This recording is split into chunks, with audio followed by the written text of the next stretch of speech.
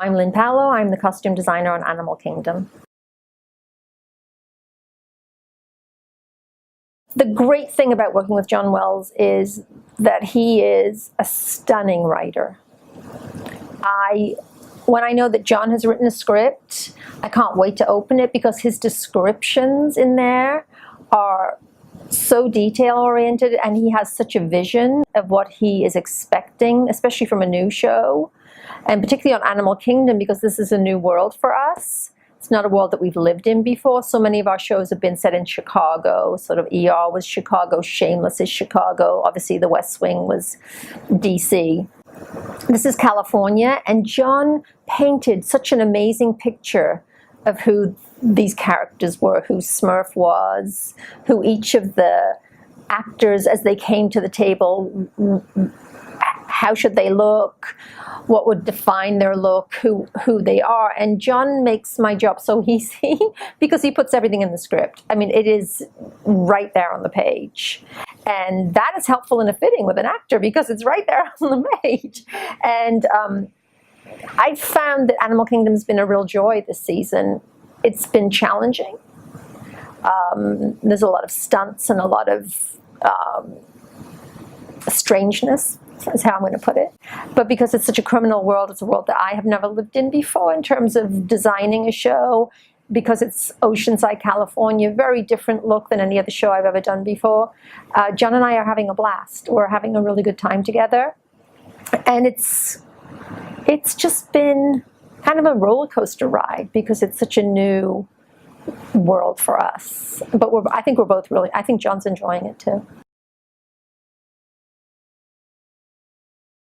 When Jonathan Lisco and John shared the pilot with me, the thing that jumped out of the page instantly was that this is a show about people who live on the beach. You know, that it's all about California and sunshine and heat, and it was organic, and this family is dark and light at the same time, and how would we play with the color palette, and how do we create an image of California that isn't one that you normally see, because Oceanside is very different, I would say, than Manhattan Beach. Or when you look at stylized commercials about California or images that people put on television that show the rest of the world what California is like, it's very idealized. It's not what the beach communities are really like. John and Jonathan, the dynamic duo, wanted everything to feel gritty and real, but still be appealing in the way that we try to make Shameless gritty and real, but the kids are still appealing and they're still somewhat fashion forward. So the trick for me with this particular show was, how do I make this look like these guys really, really, really do live at the beach? They're not actors pretending to live at the beach.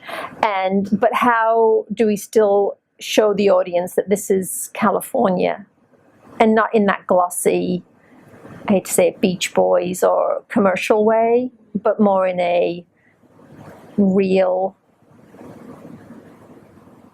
family way, that as dark as the Codys are, and as, I don't want to use the word, I should use the word twisted their family dynamic is, that there should still be something appealing, like you would like to go to their house and you love those boys even with their shirts on or off, you know. I joke with John that the pilot, I could have just gone home because most of the guys had their shirts off most of the time. But I think for John it was really important that it felt real. You don't know who Smurf is when you first meet her. And there was a description in the script that said, Smurf walks up the stairs to the apartment, and that's when she's finding her grandson, and she's going to take him into the family. And I said to John, wouldn't it be great if you just heard the tap, tap, tap of a pair of heels? You don't know who the person is, and then we can pan down to these amazing, you know, shoes, these amazing heels. I mean, we're surrounded by beautiful shoes, so it's sort of appropriate. But so very inappropriate high heels. And then you pan up and you see Ellen. And Ellen loved that idea. She didn't like the heels because obviously they were really uncomfortable. She won't mind me saying that. But that is sort of an establishing and a character moment, because she's going to collect her grandson, and her daughter has just died. And she knows that her daughter is dead. But there's something a little off about a woman who would take the time, knowing that her child just died, to dress up and make everything match perfectly and have the perfect pair of heels on and slowly walk. So you get a sense of there's something a little ominous about this woman, but she's wearing hot pink, and why is she in hot pink? And she's covered in jewelry, and you don't know who she is. And there's just that beat of there's something wrong here. And so that's what costuming does. It gives people a sense of, in that moment, of foreboding that who is this woman, one, and then when you find out that's his grandmother and her child just died, you think, wow, really? She took the time to do that? And so that's how costuming works for me. Costume design works for me, is that I'm helping to tell that story, and that little beat of Ellen Barkin in her heels. For many, and including for the network, they came back and said to me, we knew exactly who she was in that moment. We knew exactly what we were getting just by that one shot of her in the high heels on the steps. I would give you one example, for instance, with Sean Hattasey, who's playing Pope, a very difficult role to play, a very dark character, very conflicted, possibly a sociopath. There were certain elements in our fitting together that I was suggesting, and then Sean was, saying, how about this and how about that? And then we sort of came to this understanding that there had to be something distinct about Pope that none of the other characters would have. And that distinction was that in our heads, he's OCD. And so everything that he wears is pressed, and he's never wrinkled, and he's always buttoned completely up, and he's always in short sleeve shirts that are in tones of gray and black. And that never varies.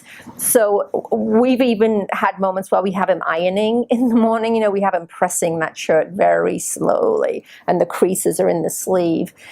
And Sean now, at this point, on episode 10, feels that that's his uniform. If we have a scene where there could be some variety to that, he's like, oh, I won't feel like Pope if I don't have, if it's not exactly right. And then during the day, my amazing set crew, we have many multiples for Pope to ensure that he, no matter what is happening on that set during the day, he's always perfect. And that could not really happen in real life, but in our strange, Cody world, somehow Pope always manages, no matter what he's doing, who he's beating up, who he's robbing, whatever he's doing, he's always exactly the same person that he started in the morning.